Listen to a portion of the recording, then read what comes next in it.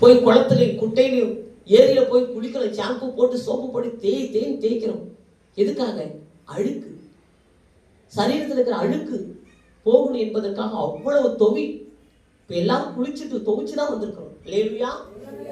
மேலோட்டமான தோற்றத்தை நாம் குளிச்சு துவைச்சுதான், ஆனா உள்ளான ஒரு பாவத்தை, பிறப்பிலிருந்தே பாவத்திலே நாம் பிறந்திருக்கிறோம். கர்த்தருடைய பிள்ளைகளே, இயேசுவை ஏற்றுக்கொண்டு சத்தியத்தை அறிய சொல்லி, இயேசு உனக்காக சிலுவையிலே மரித்தார், இனி பாவம் செய்யாதே என்று சொல்லி அந்த அம்மா கையுமையுமா பிடிபட்டாங்க. இனி பாவம் செய்யாதே.